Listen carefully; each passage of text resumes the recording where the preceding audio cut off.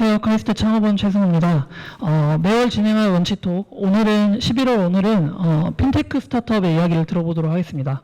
쿼라소프트의 변창환 대표님 나오실 때 큰 박수로 환영 부탁드립니다.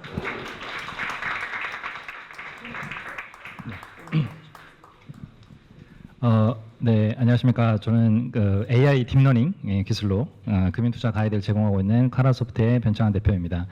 제가 이렇게 식사를 하면서 하는 자리는 이제 세미나 처음인데 그래서 좀 약간 좀 그래도 좀 자유스럽게 좀 편하게 해보려고 노력을 해보겠습니다.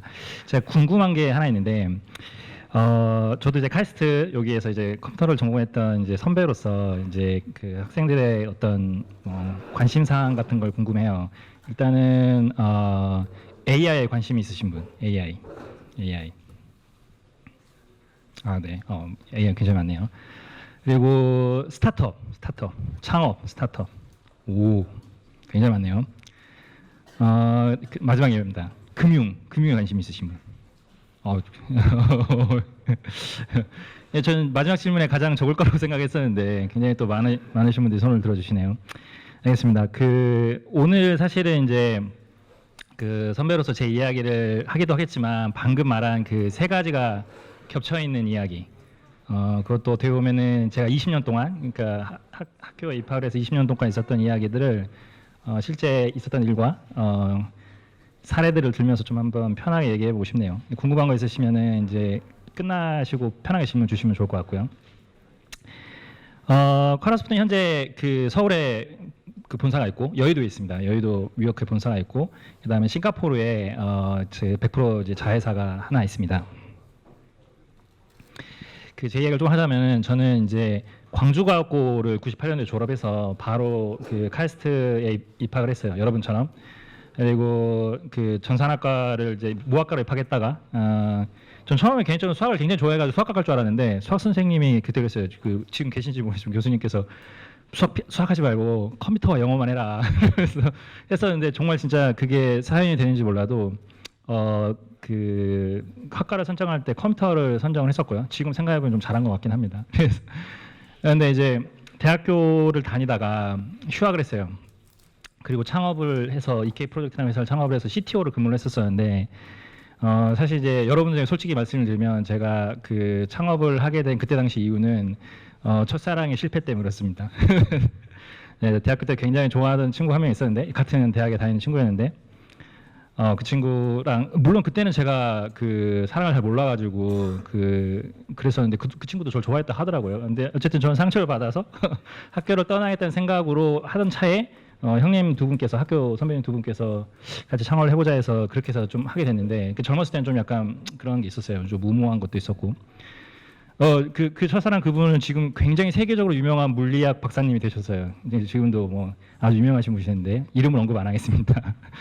그리고 나서 이제 창업을 하고 사실 2년 반 동안 했는데 좀 힘들었어요. 진짜 그 젊어서 고생은 사서 한다 이 정도를 배운 것 같지 사실은 첫 창업이었고 어린 나이에 뭘 아는 게 없어가지고 2년 반 동안 고생을 하다가 그 다음에 그쵸 우리 학교 모교 선배님 중에 또 그 멋있는 분 계시죠. 네오이지를 창업했던 장병규 그 대표님이 계시는데 지금은 이제 4차 산업혁명 위원장님도 하시고 뭐 유명하신 분인데 그 창업했던 그 네오이즈에서 제가 2년 정도 더 일을 했어요. 그때는 뭐 다른 이유가 아니라 병특 때문에 그때는 대학교를 중간을 하다가 산업기술요원이 좀 쉬웠고 그다음에 그때는 그런 걸 할 수 있었어요. 그래서 2년 정도 거기서 더 일을 했고 그러니까 한 4.5년 정도 일을 했죠. 4.5년 정도 일을 하고 그리고 나서 이제 복학을 했었어요. 복학을 했었는데 이제 복학을 하고 나서는 아이러니하게도 제가 그 4년 반 동안 IT나 컴퓨터 일을 했는데 사실 되게 힘들었었어요. 그거 되게 이게 컴퓨터 0101만으로 된 세상이 전부는 아닐 거라는 이런 느낌과 함께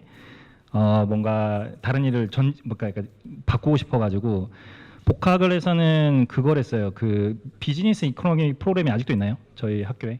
그러니까 경영 부전공이었는데 상경과가 그때 폐지가 되면서 대신 부전공 프로그램으로 그걸 해서 제가 좀 다른 걸 좀 해보고 싶어가지고 뭐 그때 이제 기본적인 재무나 아니면은 뭐 경제 마이크로 뭐 경제라든가 그런 거에 대한 지식을 우리 카이스트에서 알려줬었습니다. 그래서 그걸 좀 배우고 그리고 진짜 것도 없이 졸업을 하고 나서 삼성자산운용이라고 하는 지금 이제 그 여의도니까 그때 당시만 하더라도 카이스트 대전의 공돌이 출신이 금융회사에 특히 자산운용사의 그 펀드 매니저 직군에 들어가는 케이스는 없었어요. 뭐 저희가 거의 최초로 하더라고요. 그래서 그때는 어떻게 되냐, 우연히 무슨 대학 다닐 때 논문 공모전, 지금은 ETF라는 상품이 너무나 유명하잖아요. 예, 그 저희가 그 논문 공모전을 ETF를 마케팅하겠다고 공모전을 했는데 제가 낸 논문이 뭐 우수상으로 당선이 되면서 우수상 당선된 논문의 기회가 그 인턴을 할 수 있는 특전이었어요. 인턴. 그래서 인턴도 하고 잘하면은 그때야 정직원 뽑아줄게 뭐 이런 거였어요. 그때는 금융회사들이 되게 문턱이 높았습니다. 그래서 우연히 그때 발탁이 돼가지고 그 부서에 들어갔고 제가 죄송합니다. 창업하기 직전까지 아이고 미리 알아버렸네. 창업하기 직전까지 그 삼성자산운용에서 약 9년 동안 퀀트팀 그 펀드 매니저 생활로 생활을 했었어요. 거기서 전산 개발을 한 거 아니고 실제 자금을 운용했었습니다. 공모형, 사모형 펀드 약 제가 한 1.4조 정도 운용했었어요. 1.4조 정도 주식, 파생 뭐 이런 거 해가지고 했었고 그리고 무슨 그 무모함이 또 발동했는지 또 창업을 했어요. 2014년도에 창업을 했고 창업한 이후에 지금 올해가 6년 차인데 사실 제가 창업한 그 시기만 하더라도 우리나라에 핀테크라는 단어 자체가 없었어요. 핀테크라는 단어 자체가 없었고 저는 비록 그 금융 베이스에서 뭐 그 기술을 알긴 했었지만은 지금은 그 거의 모든 그 분들이 저희 회사를 핀테크 회사라고 불러주더라고요. 그래서 다음 제가 그 펀드 매니저로 진짜 재직을 하면서 그러니까 여러분들은 저와 같이 과학과 공학을 배우신 분들이잖아요. 근데 금융 도메인은 정말 다른 게 있어요. 그래서 가보면은 정말 수많은 개인 투자자들의 그 투자 실패를 옆에서 봐요. 그리고 돈을 잃게 되면 굉장히 많은 사람들이 당연히 절망에 빠지고 굉장히 많은 공포심을 느낍니다. 저는 이제 과학과 예술이 한 몸이라고 우리 아인슈타인 형님이 한번 말씀하셨죠. 기억나시나요? 저 이 예술 작품 나중에 큰 돈을 벌면 살 거예요. 이 그림 아시나요 혹시? 이거 그림 제목 아시는 분? 예, 맞습니다. 이게 온몸 깊숙이 와닿을 때가 있었어요. 특히 제가 있는 동안 2008년 그쵸? 저 입사는 2006년도에 있었는데 그때는 금융이 정점이었어요. 장난 아니었습니다. 그때 막 전 국민이 나서가지고 펀드 투자하고 뭐 TV에 나와가지고 시청률 몇십 퍼센트를 달하는 게 펀드에 관련된 얘기였어요. 그때 제가 입사를 했었습니다. 버블 첫 번째는 98년도 그 IMF를 극복하기 위해서 정부에서 엄청난 돈을 뽑아버렸어요. 지금의 벤처 1세대 그 회사들이 전부 다 그때 나왔죠. 네이버, 뭐 장비근 대표님 네오이즈, 뭐 넥슨 모든 회사들이 그때 나왔었는데 그때 저도 그 버블의 정점이 있었습니다. 그때 또 창업했었고 그리고 또 입사를 했는데 그때도 금융의 정점이었어요. 금융의 정점이었고 그리고 나서 여지없이 이제 또 그 버블을 한번 겪었었는데 이게 이제 그런 그 절규나 공포심이 사실은 한국 사람들만의 문제가 아니라 정말 이게 군중 심리화돼가지고 전 세계로 퍼지는 현상이었죠. 그걸 옆에서 목도를 했었습니다. 물론 이 사진 한 장으로 표현은 안 되지만 정말 많은 분들이 그때 생명도 잃기도 하고요. 진짜 아사리판이었죠, 아사리판. 근데 제가 좀 이상한 게 있어요. 보통 이런 시장 경험을 하고 나면은 그런 생각을 잘 하는데 일단 금융시장 잘 모르겠다 이렇게 해야 되는데 이렇게 전 세계 일반 개인 투자자들이 금융 투자에 접근할 때 느껴진 이런 고통들, 이런 페인 포인트들을 제가 한번 해결을 해볼 수 있을 거라는 진짜 어이없는 그런 믿음이 생겼었어요. 그래서 창업을 결심하게 됐습니다. 네. 사실 되게 그 고통은 뻔한데 정말 진짜 굉장히 쉽게 여러분들도 아마 사회에 나가시면 바로 경험하시게 될 내용 중에 하나예요. 일단 대부분의 사람들은 투자를 시작할 때 어떻게 하냐면은 고수익을 빠르게 얻기 위해서 시작을 합니다. 일단 어떤 요령을 가지고 시작을 해요. 근데 진짜 제가 팩트를 알려드리면 굉장히 높은 확률 95%입니다. 높은 확률로 모든 계좌가 손실 계좌가 돼요. 네, 제가 그것도 95% 약과를 말씀을 드린 거고요. 주식 계좌가 그렇고 좀 파생 쪽으로 좀 리스크가 큰 파생으로 가게 되면 진짜 99% 계좌가 손실이 됩니다. 여러분한테만 알려드릴게요. 저는 증권사 계좌를 봤지만 높은 굉장히 위험을 해요. 실제 뭐 돈을 벌었다고 하는 사람들 중에서도 본인이 처음 기대했던 그런 고수익의 그 수익률로 끝나는 사람은 아무도 없습니다. 굉장히 낮은 수익률로. 기껏해야 똔똔일 거예요 아마. 기껏해야 이제 그만해야지 떠나야겠다 이렇게 생각 끝내죠. 그리고 최근에 그 DLS 사건을 혹시 아시는 분, 뭐 은행이랑 뭐 국감까지, 금융일도 많이 하시네요. 그 말도 안 되는 상품들이 은행에서 안정적인 상품이라도 팔려요. 진짜 상품 구조를 뜯어보면은 진짜 정말 어이가 없어요. 근데 그런 상품들이 금융 제도권에서 팔리는 상품 중에 하나입니다. 너무 말도 안 되는 것 같아요. 그래서 사실은 저도 그 상황을 직접 공감하고 이해하는 사람으로서 이런 문제를 기술로 풀 수 있는 건가? 그래서 저도 그 컴퓨터 전공했었으니까 과연 기술로 풀 수 있는 건가? 이런 생각을 깊이 많이 하게 되었어요. 그래서 창업을 하게 됐고, 뭐 서비스는 지금 이제 만들어가지고 계속 발전시켜 가고 있는 부분인데, 공교롭게도 제가 정말 천만다행인 거는 그 시장의 고통 상황에서 지금은 이제 AI 최신 기술을 써요. 그 딥러닝이라는 최신 기술을 쓰는데 그 알파고가 나오기 이전에도 사실은 시장에서는 상당히 많은 그런 뭐 알고리즘 트레이딩이라든가 뭐 시스템을 기반을 한 그런 형태의 매매가 실제 존재했었고 비록 굉장히 낮은 확률이긴 하지만 그런 매매를 통해 가지고 실제 그 돈을 벌어내는 매매 원칙들이 구현이 가능했었습니다. 저는 굉장히 운 좋은 그걸 0.1% 정도라고 해요. 0.1% 그 케이스 중에 하나였고, 그래서 기본적으로는 이제 그런 경험이 있다 보니까 기술이 이런 금융 영역에서도 쓰일 수 있는 도메인이 있는데 아까 말했던 대중들의 일반적인 그 페인 포인트를 해결하는 데 써야겠다라고 생각을 한 거예요. 예, 사실은 그 사례로 좀 들어가면 좀 깊긴 하지만 우리 서두에 잠깐 언급드렸던 우리 장병규 4차 산업위원장님, 그분이 저한테 그랬어요. 본인도 자기가 카이스트 그 전산과였고 본인은 심지어 석사 때 여기서 AI를 전공했다고 합니다. 그때 아시나요? 그 80년대 그때 90년대 초반쯤에는 가장 똑똑하신 분들이 AI를 했었어요. 지금은 3차 AI 붐이지만 그때 당시 2차 AI 붐이었고 우리 그 병규 형이 2차 AI 붐 때 연구실에 있다가 박차고 나갔어요. 왜냐하면 이건 아니다. 그때는 AI가 실패했죠, 그렇죠? 2차 AI 붐은 꺼졌었고, 그리고 자기는 저한테 그랬어요. 자기 금융이 너무 싫다. 금융이 너무 싫다. 왜냐하면 그 2006년 버블의 정점을 치던 시기에 굉장히 국내에 있는 대부분의 일반 투자자들이 금융회사들한테 많이 속았다고 느껴요. 그러니까 그들이 믿고 추천하고 광고까지 하면서 했던 상품들이 말도 안 되는 대규모 손실로 이어지니까 사실은 금융업자들을 거의 이제 사기꾼 이렇게 보는 게 일반적인 시각이에요. 그리고 우리 그 과학을 배웠던 우리 이제 그 위원장님도 맞습니다. 금융과 AI 둘 다 싫어했었어요. 근데 제가 가가지고 금융과 AI를 한다고 하니까 저한테 그랬어요. 노스트라다무스 얘기를 해주시면서 너 지동설이 어떻게 받아들여진지 아니? 이게 왜 어떻게 뭔가요? 그랬더니 이제 천동설을 믿는 사람이 다 죽고 나니까 지동설이 받아들였다. 예. 왜냐면 사실 정확히 말씀을 드리면은 우리 그렇게 깊이 많이 배우신 그 다음에 많은 그 경험도 있으신 분들도 금융 도메인도 잘 신뢰가 안 가는 영역인데 거기에 AI 기술, 인공지능 기술 적용한다는 건 더더욱 안 믿어요. 그러니까 완전 사기다 이거는 이제 그런 영역에 준하는 영역이고 실은 저도 그렇게 생각해요. 이게 엄청 놀라운 얘기인데 주변에 이런 거에 혹하게 말하시는 분들이 되게 많아요. 많아요.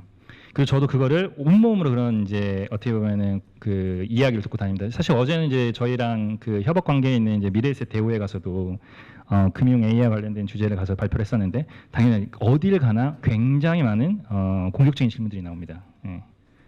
예, 그래서 오늘 그렇게 편하게 질문 주셔서 좋은데 제가 근데 오늘 여러분한테 그 뭐랄까 과학을 전공한 선배로서 한번 이 기술과 금융 시장에 대해서 한번 얘기해 보려고 해요.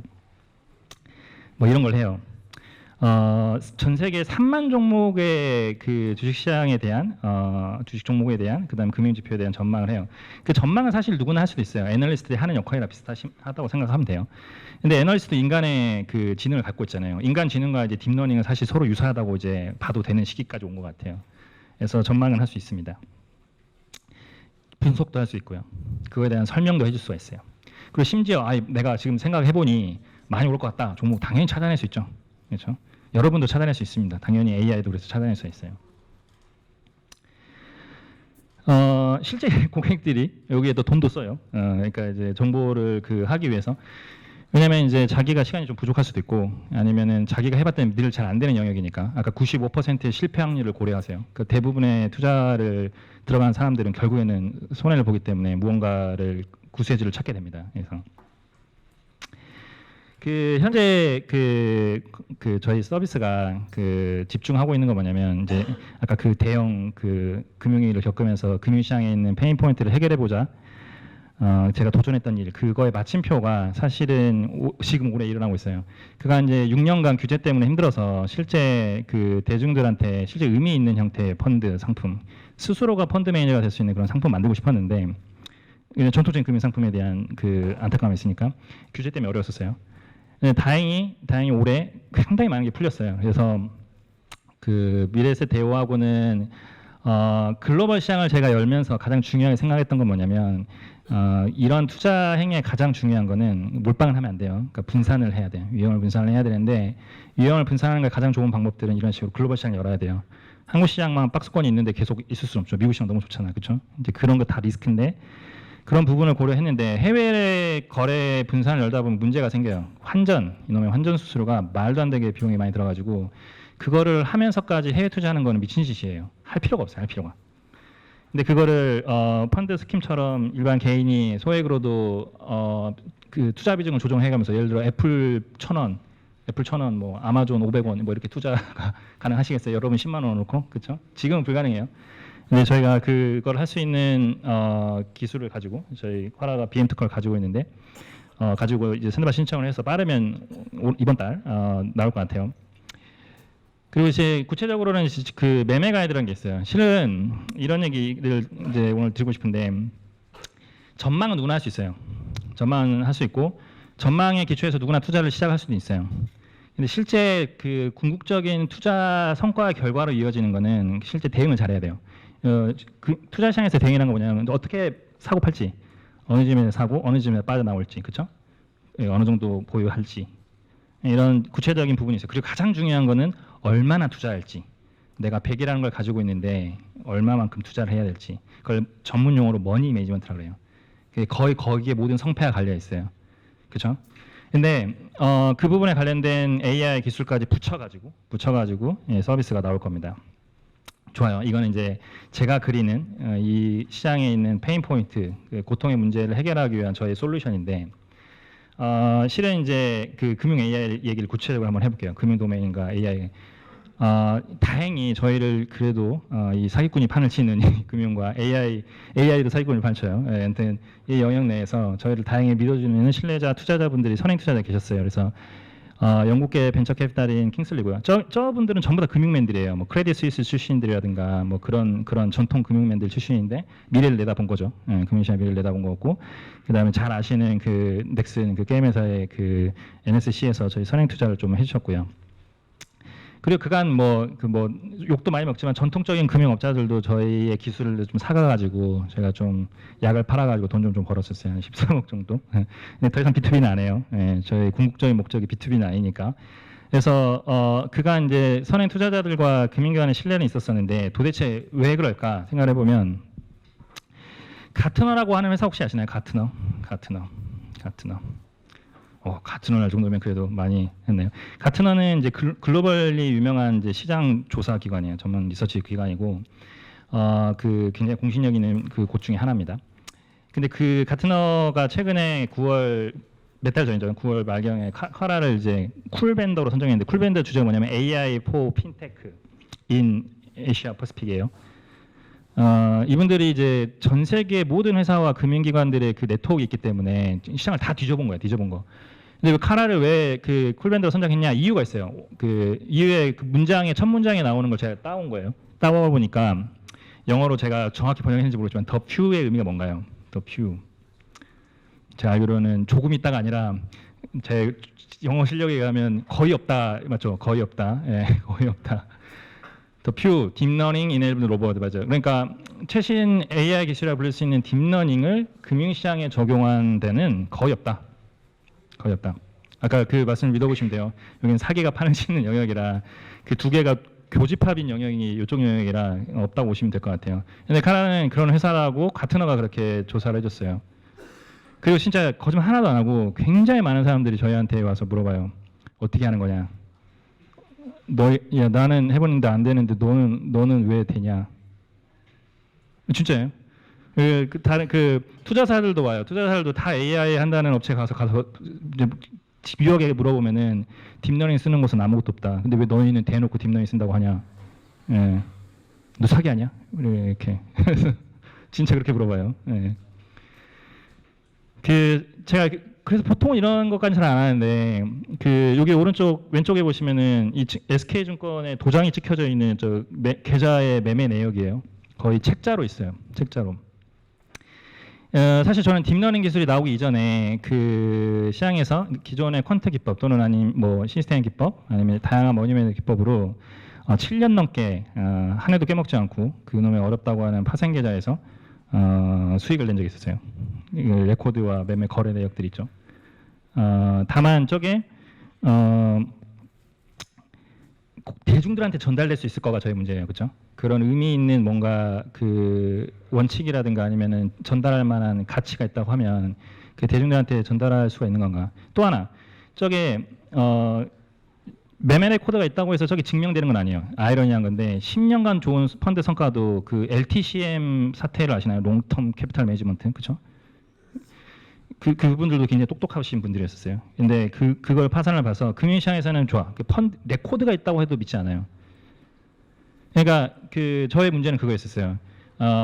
제가 어떤 문제를 해결할 수 있다라고 생각을 하고 있었고, 실제 기술을 가지고 그런 레코드를 가지고 있었었는데, 그럼에도 불구하고 여전히 같은 언은 저희 보고 거의 없는 회사라서 너희 진짜 쿨한 것 같다라고 했는데, 여전히 야 진짜야? 여전히 진짜야? 근데 저도 저 범위 내에서 문제를 못 풀고 있었던 문제가 있었어요. 예를 들어 제가 다뤘던 시장은 겨우 3개밖에 안 됐어요. 국내에 있었던 주가 지수 선물이랑 채권 선물이랑 US 달러 선물이었어요. 근데 그게 규모가 크게 많은 상대로 의미 있게 전달되려면 시장이 확대될 수 있어야 되고, 그쵸? 아까 말했던 거 분산된 것처럼. 그리고 확대된 시장에서도 그게 전부 다 워킹될 수 있는 원칙화 될 수 있느냐, 그거를 기술로 구현할 수 있냐는 엄청난 도전적인 과제였었어요.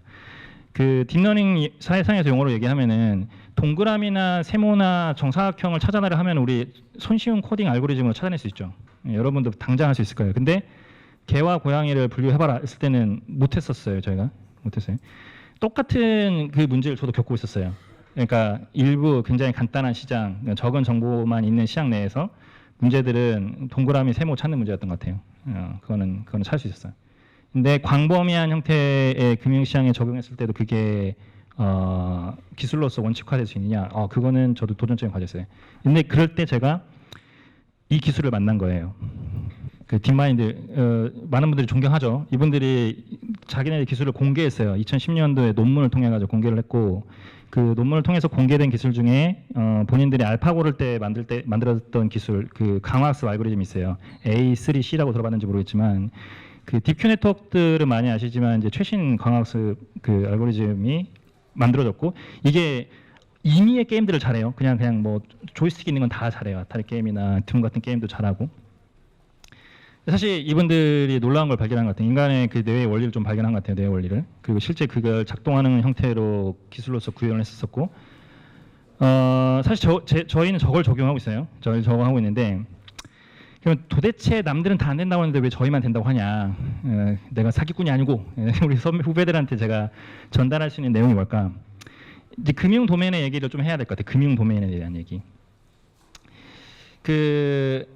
AI가 금융 영역에서는 어떠한 교수님도 다 실패했어요. 그럴 수밖에 없는 이유가 있어요. 제가 좀 말씀을 드리려고 하는데, AI가 잘 지금 먹히고 있는 분야를 보면은 시각, 이렇게 개고양이, 사물 인식, 음성 인식, 번역, 그다음에 일부 자율주행 영역에서도 성공하잖아요. 근데 그 4가지 영역에 공통점이 있어요. 공통점이 뭐냐면 인간 평균적인 지능을 가지고 있는 사람이라 하더라도 그 4가지 영역의 문제들은 다 잘해요. 심지어 운전마저도 라이센스만 따면은 다들 운전 잘하시죠? 그러니까 그게 뭐냐면 현재 AI가 누구나 쉽게 검증 가능한 형태로 성과가 인정되는 영역들은 그냥 평범한 인간의 지능을 가지고도 잘할 수 있는 영역들이에요. 그런데 금융 영역은 절대 그러잖아요. 금융 영역은 전 세계를 통틀어가지고 60억인 걸 통틀어서 우리가 흔히 정말 이 사람은 정말 남다른 것 같다. 증명된 인사이트를 가졌던 사람들이 워렌 버핏, 조지 소로스, 제하에 묻혀 있는 사람 일부 사람들 해도 진짜 손을 꼽아요. 극단적으로 낮아요. 극단적으로 낮아요. 그건 왜 그러냐? 그건 왜 그러냐? 이 블랙스완이라는 책 혹시 아시나요? 블랙스완? 블랙스완 읽어봤다. 그렇죠. 그렇죠. 괜찮아요. 지금 안 읽어도 괜찮습니다. 예, 지금 안 읽어도 괜찮고 여러분처럼 똘똘이 그 박사님이 쓰신 책이에요. 미국에 있는 나심 탈레브라고 업계에선 유명해요. 예. 금융위 때 이분이 써가지고 본인은 똑똑한데 이 사람이 책에다 뭐라 했냐면 똑똑한 사람들이 오류를 저지른다고 썼어요. 예, 아주 폭탄 발언을 했는데 그 내용을 좀 말씀을 드릴게요. 어떤 오류냐 이제 루딕 오류라 해가지고 우리가 이제 과학과 우리 교육에 영향을 받는 거죠. 일반적인 현실 세계의 문제를 다룰 때 왼쪽처럼 달라요. 플라톤주의적 어려운 말을 쓰는데 그냥 우리가 과학 시간에 하는 것들을 주로 그렇게 배웁니다. 정말 사례들을 보고 프레임을 짜요.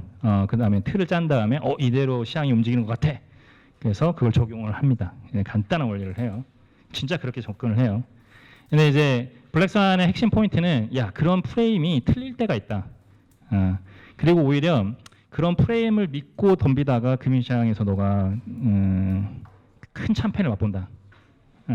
라는 거를 했어요. 그러면 평균적인 사례를 안 보면은 극단적인 사례만 보고 살아야 될까요? 그것도 모르죠. 그래서 이분도 결론은 몰라. 근데 단지 이런 그 사례들에 대해서 우리가 극단점을 있는 기존 사고틀을 오류를 인정하기가 쉽지 않다. 특히 우리 같은 이런 똘똘이들. 이렇게 저희 퀘스트, 과학, 이론, 틀, 절대 깨기 쉽지 않아요. 그리고 아이러니한 거는 금융시장에 그런 엄청난 똑똑하신 분들이 많이 참여했어요. 진짜 많이 참여했어요. 왜냐하면 본인이 똑똑하기 때문에 이거를 이겨낼 거라고 생각을 해요.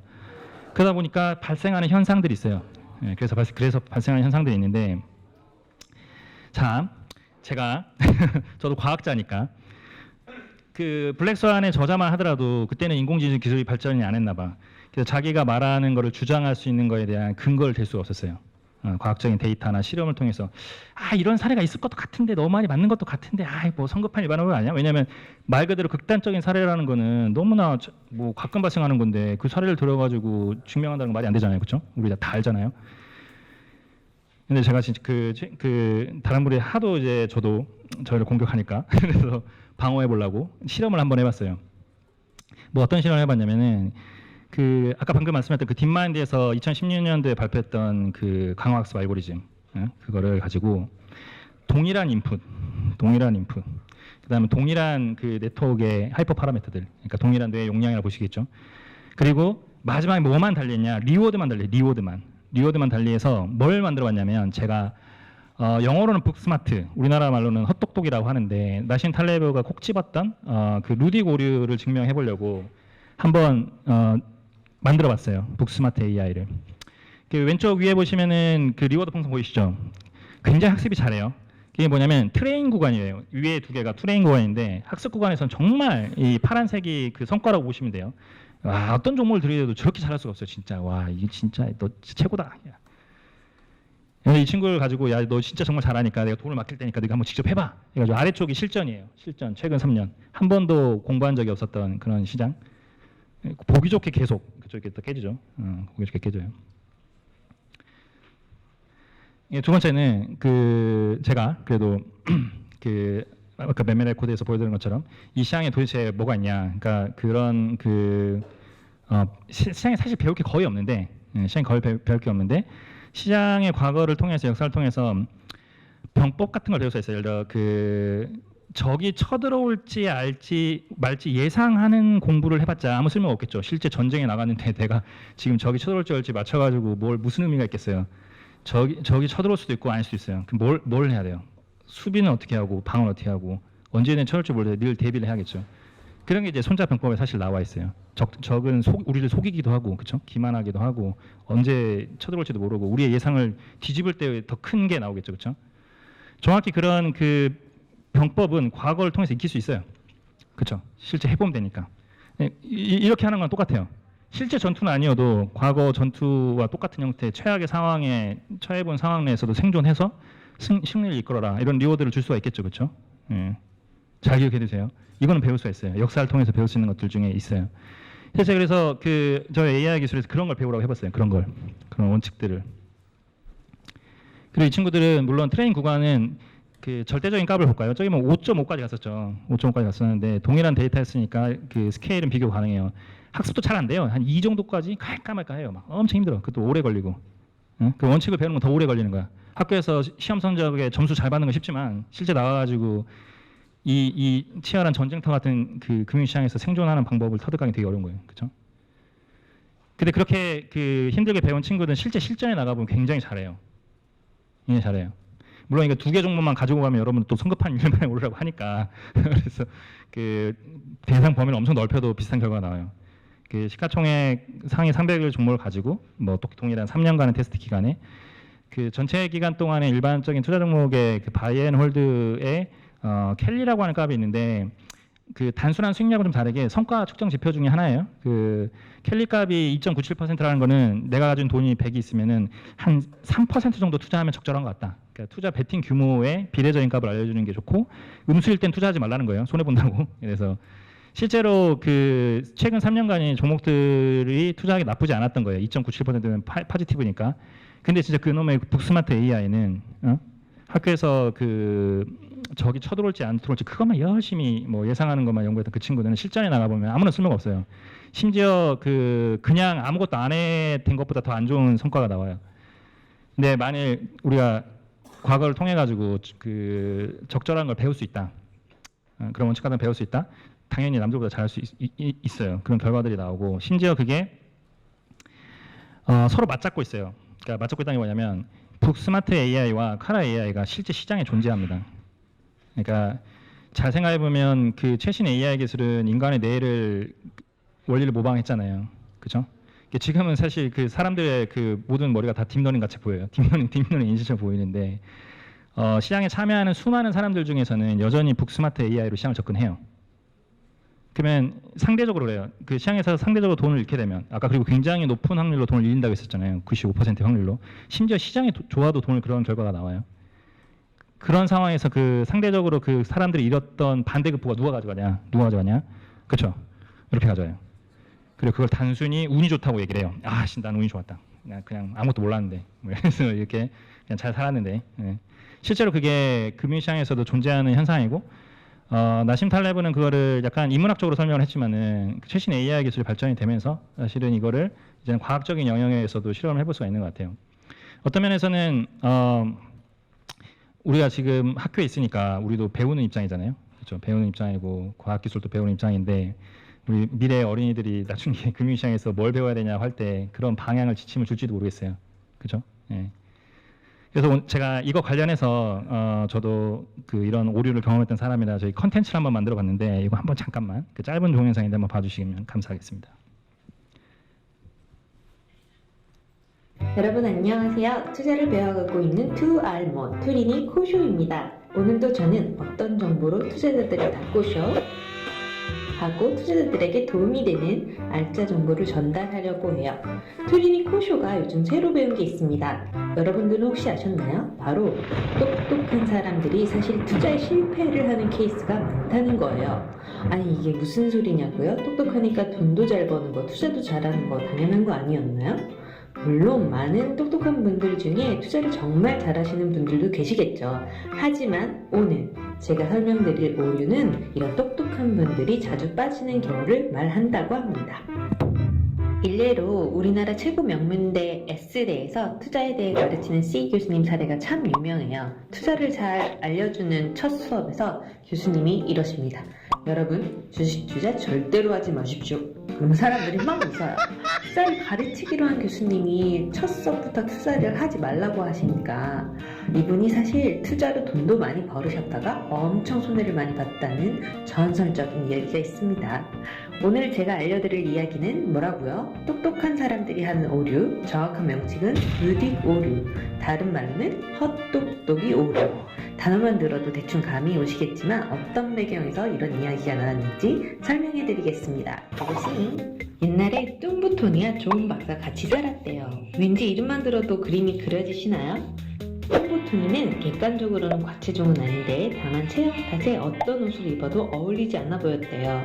비싼 양복을 걸쳤지만 조금 저렴해 보이는 느낌이 있고 금팔찌를 걸치고 털이 수북한 두툼한 손, 특유의 감초사탕 냄새가 뚱보토니의 첫 인상이었다고 합니다. 인상과는 별개로 근데 성공한 인생을 살고 있었대요. 사람들도 많이 알고 마당 말이 따로 없었다고 합니다. 그런데 이 뚱보토니는 1980년대 초반 뉴욕시 한 은행 신용장 담당 부서의 사무원으로 일을 시작했어요. 사무 업무뿐만 아니라 은행에서 시키는 잡동사니 일을 다 떠맡았었죠. 이후에 작은 기업에게 대부를 해주는 자리, 그러니까 돈을 빌려주는 자리로 승진을 했고 거대 은행에서 자금을 얻어내기도 했어요. 관료 체계의 작동 규칙이나 서류 작업에 대한 노하우를 빠르게 파악해가지고 이 금융사업이 어떻게 돌아가는지에 대해서 손바닥 들여보듯 알게 되었다고 합니다. 반면에 존 박사는 본래는 전기공학을 공부한 박사였지만 지금은 보험회사에서 회계사로 일하고 있습니다. 컴퓨터와 통계학에 모두 능통한 덕분에 보험회사 시뮬레이션 담당으로 채용됐대요. 보험회사에서 설계, 시뮬레이션 파트는 진짜 똑똑해야 된다고 저도 들었거든요.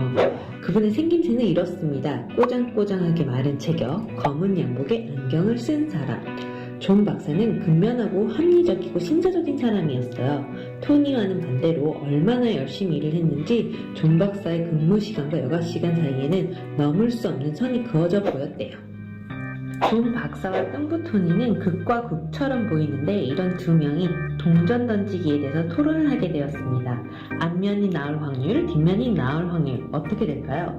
여러분은 어떻게 생각하세요? 너무 쉬운 문제 아닌가요?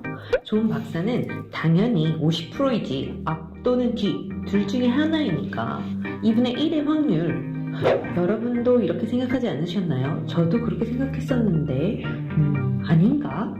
뚱보토니는 이 얘기를 듣고 막 웃네요. 하하, 어림없는 소리. 현실에서는 그런 50% 게임을 하는 사람은 봉 아니면 사기꾼뿐이야.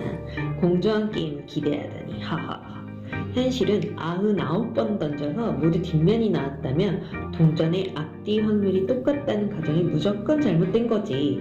내가 은행 다닐 때부터 알았는데 이런 헛똑똑이들은 머리가 제대로 돌질 않는 데다가 너무 일에 치였어. 이런 사람은 현실에 작업을 걸면 딱 쉽게 넘어가더라고. 여러분, 뚱보토니의 말이 왠지 틀린 것 같지 않아 보이죠? 뚱보토니 이야기를 듣고 나니까 왠지 존 박사는 완전히 틀에 박힌 사람처럼 보이고 뚱보토니는 이 틀을 완전히 무시하는 사람처럼 보이지 않나요? 뭔가 현실적인 사람이라고 느껴지기도 하고요. 이런 현상에 대해서 루딕 오류라고 이름을 지었습니다. 루딕은 라틴어 ludus에서 가져왔는데요. 게임을 뜻하는 말입니다. 마치 온라인 게임을 잘 하는 논리를 현실 세계에도 적용하는 거죠. 그런데 현실은 어때요? 불확실성이 크고 운도 많이 따르는데 그 게임 이론을 현실 세계에도 적용하는 오류를 헛똑똑이 오류라고 합니다. 이론은 이론일 뿐 현실은 좀 다를 수 있잖아요. 왜 학창시절 모든 과목에서 우수한 성적을 거뒀던 수재가 사실 사회에 나가서는 적응 못하기도 하고요. 오히려 공부 못하고 낙제생이었던 친구들이 아주 큰 돈을 주무르기도 하잖아요. 왜 이런 일이 일어날까요? 루딕 오류는 이런 현상을 설명해 줍니다. 똑똑한 사람일수록 스스로가 믿는 이론에 갇히게 되는 일이 발생한다고 합니다. 왜냐면 나 똑똑이가 정리한 이 가설이 맞을 확률이 아주 매우 높다고 생각을 하거든요. 왜? 제 논리가 틀린 적이 거의 없다니까요. 라고 하면서 현실에서 자신의 의도대로 되지 않는 것들, 예를 들면 금융 투자 시장에서 주식을 투자한다, 펀드를 투자한다. 자기가 정확하게 분석을 하고 들어갔는데 이게 아니다 라고 하기가 쉽지 않은 거죠. 틀렸다는 걸 인정하는 거 사실 많이 힘들잖아요. 이게 힘들어서 금융시장에서 살 때 팔 때 제대로 된 의사결정을 하기 힘들다고 하더라고요. 왜냐하면 이론은 맞는데 현실이 정확히 딱 이론은 아닌데도 완벽한 이론이나 분석, 설명 가능한 정확한 상황 같은 현상을 선호하는 거죠. 그래서 어떠한 한 현실을 고정된 이론에 맞춰 재단하고 판단하는 경향을 루딕 오류가 발동된다고, 그리고 헛똑똑이 오류가 발동된다고 합니다. 자신의 똑똑함이 가끔은 지나치게 틀에 잡히게 되어 손실을 확정짓는 순간이나 기대하지 않았던 의사결정을 빠르게 해야 될 때 실수를 하기가 쉬워지는 경향이 있다고 합니다. 금융 투자를 할 때 시장 앞에서 겸손하라는 이야기를 언뜻 들었는데요. 저 코쇼도 오늘 루딕의 오류를 범하고 있지는 않은지 스스로 반성하는 시간을 가져보려고 합니다. 오늘의 교훈, 똑똑하다고 자만하지도 말고 잘 모른다고 귀죽지도 말자. 투자에 있어서 현실적인 접근법이 무엇인지 항상 생각해보자. 이런 이야기는 부자 아빠와 가난한 아빠라는 책에도 나옵니다. 루딕 오류와 비슷한 면이 있으면서 부자 마인드 그리고 가난한 마인드에 대한 이야기가 잘 정리가 되어 있어요. 이 부분은 다음에 준비해서 돌아오도록 하겠습니다. 오늘의 영상이 도움이 되셨다면 구독과 좋아요를 부탁드려요. 궁금한 사항이 있으면 댓글 남겨주시고요. 다음에 또 뵙겠습니다. 투리니 여러분들, 이상 코쇼였습니다. 감사합니다. 안녕.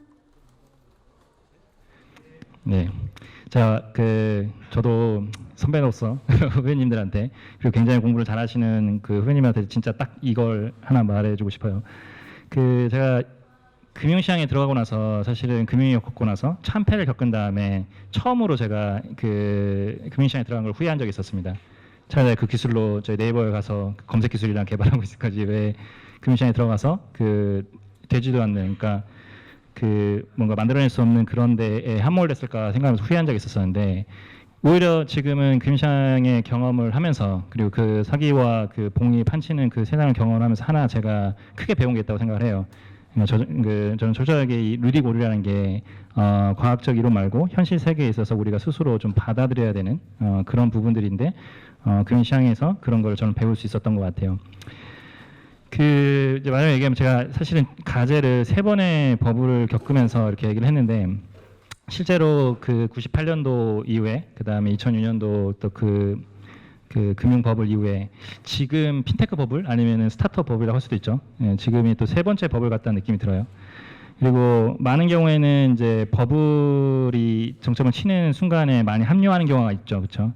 근데 이제 개인적으로는 제가 3번을 느낀 건 뭐냐면 그 버블을 보고 쫓는 거는 또 그것도 또 똑똑히 우려인 것 같아요. 예, 저희 개인적으로는 2014년도 그때 핀테크라는 말이 없을 때도 했었었는데 정말 어이없는 건 뭐냐면 저희가 맨날 꿈을 꾼다고 얘기하잖아요. 그러니까 뭐 미래에 대한 뭐 세상에 대한 꿈을 꾼다는데 저 정말 창업할 때 진짜 꿈을 꿨어요. 진짜. 밤에 자는 내 꿈, 밤에 자는 내 꿈.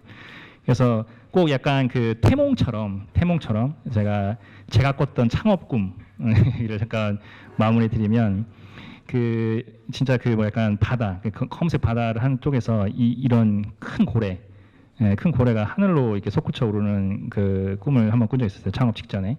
그리고 그다음에 이렇게 해맑게 웃는 이 악의 동자승이 제 차 이렇게 보조석 자세에 이렇게 딱 편안하게 누워 있었었는데 사실 제가 이때 이 꿈을 꾸면서 느꼈던 개인적인 그런 영감이라든가 그런 자존감 상승은 도저히 창업을 안 하고는 배길 수가 없는 상태였었어요. 예, 그러니까 무슨 얘기냐면 정말 철저하게 개인적인 그런 영감이나 그런 상태에서 창업을 결심하게 된 거였고 그래서 남들이 나올 때는 뭐 다들 미쳤다 했죠. 너 왜 창업해? 너 창업해? 사람들이 많이 물어보는데 실은 진짜 철저히 개인적인 거에서 시작을 했어요. 예, 그래서 여러분들도 혹시나 굉장히 뛰어나시고 뭐 창업에 생각이 있다 또 아니면은 또 아까 제가 문제인식했던 것처럼 세상에 뭔가 페인 포인트나 고통을 해결하고 싶다. 그러면은 이런 창업을 꿈꿔도 무조건 뛰어나오세요. 무조건 뛰어나오시면 그게 버블이 될지도 모르고 아니면 뭐 큰 성공을 이끌지도 모르고 그런 것 같습니다. 일단 제가 준비한 내용은 여기까지고 제가 알기로는 이제 수업이 있어가지고 가신다고 들었었어요. 그래서 편하게 이제 지금 질문 주시면 그에 따라 좀 답변을 드리도록 하겠습니다. 네. 질문 있으시면 손 들어주시면 됩니다.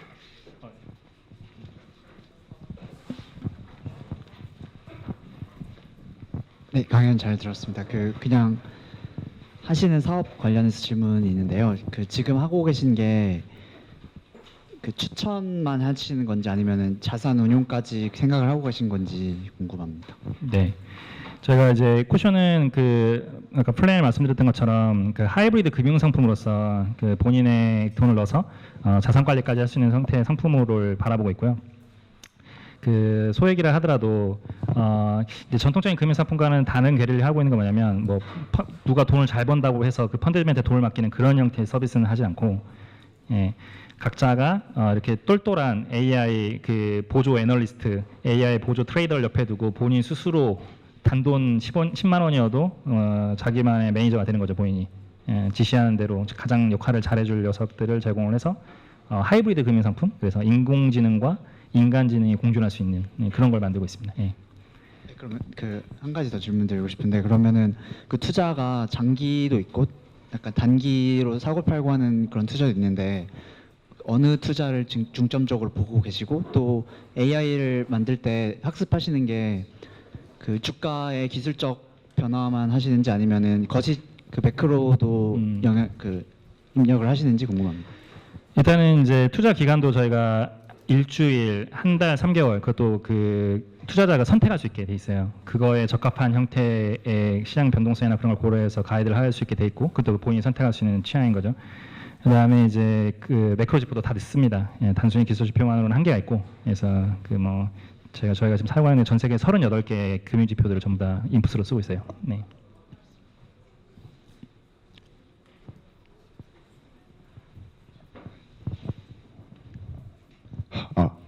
네. 강연 너무 잘 들었습니다. 그리고 요 스타트업을 창업하신 계기가 너무 멋지셔가지고 감동받았습니다. 이거. 네. 네, 그것도 그렇고 그 기술로서 좀 예, 그렇죠. 아래인 그 개인 투자자분들을 살려주고 싶다는 마음, 네, 그런 취지가 너무 좋은 것 같아서 그래서 젊은 사람들은 좀 그런 뜻을 좀 많이 따라가는 것 같아요. 그래서 좋은 기감이 되시는 것 같아서 너무 감사합니다. 네, 그래서 질문 드리고 싶은 게 그 아까 블랙스완 얘기를 하셨는데 그 알고리즘을 학습시킬 때 일반적인 케이스도 학습이 되지만 그 유니크적인 케이스를 그 포함시켜야 되는 게 중요하다고 하셨잖아요. 그렇죠. 있는 네. 그대로 현실을 그대로 다 이해하는 게 좋죠. 예. 근데 금융 시장에서 그 유니크 케이스가 뭔지를 어떻게 설정을 하셨는지 그리고 그거를 솔직히 유니크 케이스라서 변수도 뭘 설정해야 될지 잘 모를 것 같은데 정확히는 아니더라도 좀 살짝 간략히라도 알려주시면 감사하겠습니다. 그렇죠. 사실 이게 사람들이 이 두 가지의 차이가 제가 봤을 때 너무나 쉽고 심플한 내용인데 대부분의 사람들한테 이 주제만 가지고 지금 밤새서 얘기했을 정도로 사실 그 인식의 폭이 넓어져야 돼요. 이 두 개의 차이를 느끼려고 하면. 그러니까 방금 말씀하시는 내용도 보니까 아직 그런 이게 예를 들어 이걸 경험을 이미 한 사람들이 두 개 차이를 바로 알아요. 예. 제가 딱 하나의 키워드를 들면 하나는 여기에요. 미래를 예견하려고 하는 거예요. 그래서 미래가 오를 것 같으면은 사야겠죠, 그렇죠? 맞나요? 그렇게 생각하고 계시죠, 그렇죠? 예, 대부분 사람들 그렇게 생각해요. 근데 얘는 그러지 않아요. 얘는 미래가 오를 수도 있고 빠질 수 있는 거지. 내가 예상을 할 수 있어요, 그렇죠? 우리가 예상할 수 있죠. 적이 쳐들어올지 안 들어올지 예상을 할 수 있죠. 그런데 뭘 해놔야 돼? 수비도 해놓고 공격도 해놔야겠죠, 그렇죠? 그렇죠, 그렇죠. 이렇게 하면은 이제 예상과 대응이라고 하면은 이제 조금 많이 경험하시고 저처럼 이렇게 돈을 좀 벌어보신 분들은 그 말의 의미를 이해해요. 근데 이제 친구도 아마 아마 그 키워드를 한번 생각 한번 해보세요. 예, 지금 당장 말하기에는 좀 밤새서 해도 네. 예. 누구부터 할까요? 예. 예, 말씀하십시오. 네, 강연 잘 들었습니다. 저는 사실 잘 모르는 분야긴 한데 사실 이제 쓰는 데이터나 쓰시는 모델이나 이런 게 다 공개돼 있는 것 같은데 그렇다면은 다른 경쟁자들에 비해서 우위를 어떻게 만드시고 계신지 궁금합니다. 그렇죠. 또 제가 보면 이제 주제가 쿼라 대 컴피테터인데 또 요 두 개 얘기를 할 수밖에 없어요. 그렇죠? 이 두 개 얘기. 사실은 공개되지 않은 정보를 써서 뭔가 결과를 냈다 해도 그거는 뭐 그냥 미공개 정보 이용에 관련된 거니까 그게 과학 기술이라고 보기는 어려워요. 그냥 그렇죠. 그건 치팅이죠, 그렇죠. 근데 이 두 개의 차이는 당연한 얘기겠지만 누구도 데이터를 주고 이 두 개 차이가 있다고 하면은 그 과학적으로 이제 다시 증명 가능한 형태로 나오겠죠, 그렇죠. 뭐 이거는 제가 같이 그 창업했던 교수님과 함께 이거는 한번 논문을 한번 써볼 생각인데 그 두 개의 차이가 뭔지는 사실은 그런데 기록될 수는 있겠어요, 그렇죠. 근데 그건 직접 한번 보면서 경험을 해야 되는 것 같은데 아까 워렌 버핏이나 조지 소로스 일부 얘기한 것처럼 사실 세상은 똑같이 모든 사람들한테 정보나 배울 수 있는 기회들이 열려 있는데 최종 그 도달하는 그 학습의 그게 다르다라는 걸 좀 말씀을 드리고 싶어요. 그러니까 모두 다 최신 기술 뭐 딥러닝이 있으니까 너도 나도 다 똑같은 걸 해낼 수 있을 거라 생각되는 영역이 시각 인식 정도의 영역인 것 같고 왜냐하면 본인 잘 보시잖아요. 개화고용 잘 분류하시죠, 그렇죠? 예. 근데 금융투자에 대해서 그 부분에서는 그 지능, 그러니까 흔히 말하는 그들이 도달했던 인사이트와 지혜 레벨이 기술로 학습이 가능하냐? 나는 기술 학습이 가능하다라고 지금 그 생각하는 건데 많은 경우에는 그 뭘 학습시켜야 될지를 모르는 것 같아요.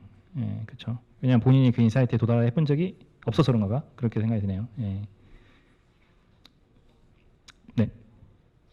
오늘 강연 정말 잘 들었고요. 네. 그 아까 자산 운용에서 일하시면서 투자자들의 페인 포인트를 해결하기 위해 창업을 결심하셨다고 했는데 사실 창업을 결심하는 거랑 실행하는 게 차이가 크잖아요. 많이 크죠.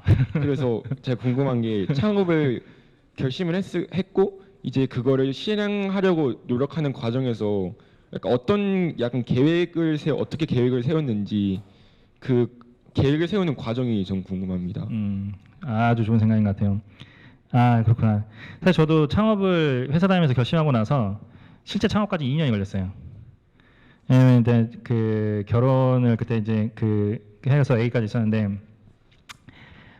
일단은 설득을 하려고 하니까 일단 회사 내에서 해볼 수 있는 거 아니냐, 너의 그 비전은 회사 내에서 먼저 한번 해봐야 되는 거 아니냐. 그래서 알았다. 이거 회사에서 안 될 것 같았거든요. 전통적인 금융 상품은 안 될 거라 생각했었는데 해보겠다 해서 실제 그 상품을 찍었었어요. 공모형 펀드를 찍었었는데 진짜 역시나 제가 생각했던 것처럼 그 아무도 안 믿어요. 공모형 펀드에 대해서 이런 게 들어갈 리가 없다. 안 믿어서 30억도 안 팔렸어요.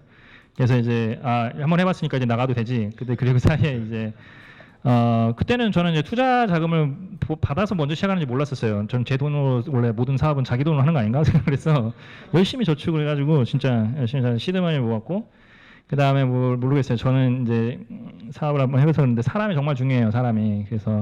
그리고 저 또한 그 약간 루디고류처럼 그 저도 오류를 범할 수 있는 실수투성이의 인간인 걸 아니까 함께 할 수 있는 팀 멤버들 조직을 했고요. 그래서 한 5명에서 함께 물론 스타트업도 그렇게 시작 안 한 것 같은데 저는 한 1억 5천원 시작했었어요. 1억 5천원 시작했고 저희가 태운 돈이 한 4억 정도의 자본금을 시작을 했었던 것 같아요. 예, 그래서 준비라고 하면 그런 정도였고 실제 그 사이에는 회사 달리면서 이미 마음이 떠 있었기 때문에 열심히 개발도 하고 오랜만에 저도 프로그램 책도 좀 공부를 하고 개발자 구하기 어렵더라고요. 그래서 직접 했어요. 예, 직접 했고. 예. 안녕하세요. 저 우선 강의 잘 들었고 네. 제가 궁금한 게 사실 금융이나 빅데이터나 둘 다 학부생 수준에서는 되게 배우기 어려운 주제들이잖아요. 그리고 특히 카이스트에서는 약간 금융에 대해서 지식을 얻기가 되게 힘들다고 생각하는데 제가 카이스트를 다니는 후배에게 조언을 만약에 해주신다면 금융이나 이런 머신러닝 쪽을 어떻게 공부를 해야 이런 분야로 뛰어들 수 있는지가 좀 궁금합니다. 그렇군요. 그렇죠. 일단 이 분야로 정말 뛰어들고 싶으신가요? 일단 그 말한 것처럼 봉과 사기꾼이 판을 치는 곳인데 돈을 벌어도 기분이 좋지 않아요. 왜냐면 봉을 잡은 거니까. 그렇죠? 아니면 또 사기꾼 소리를 들을 수가 있고 본인이 결과도 안 줄 수 있는데 일단은 그 카이스트는 되게 이제 기술을 또 중시하고 그런 걸 배운 거니까 그 부분에 대해서 일단은 그 집중할 필요가 있다고 생각을 해요. 일단은. 근데 만약 그 본인이 관심 있다고 하게 되면 제가 알기로는 그 K팩이라고 제가 만든 금융 동아리도 있는 걸로 알고 있는데 예, 제가 만들었어요? 아닌가요? K팩인가요? 제가 처음 만들었어요. 그래서 그런데 좀 하면서 선배들한테 얘기해 보는 것도 좋을 것 같기도 하고 나중에 혹시나 금융권에 직접 들어가서 도메인 날리지를 익히는 게 좋으니까 저희 봤죠. 책에선 배우는 게 한계가 있어서 실제 도메인에 접하면 좋은데 개인 돈으로 하기에는 좀 리스크가 크니 금융 시장에 관심 있다 하면은 금융회사 일단 가보는 게 더 좋은 것 같아요. 가서 좀 도메인 지식을 쌓아보는 것도 좋을 것 같고 제가 알기로는 카이스트에도 무슨 저기 대학원 과정에는 금융대학원도 있는 걸로 알고 있어요. 그렇죠? 예. 그렇게 한번 해볼 수 있는 것도 좀 있는 것 같고 물론 항상 조심하세요. 똑똑히 오류 그 책에서 나온 내용이 절대 안 맞아요. 안 맞아요. 예. 아무튼 감사합니다. 네.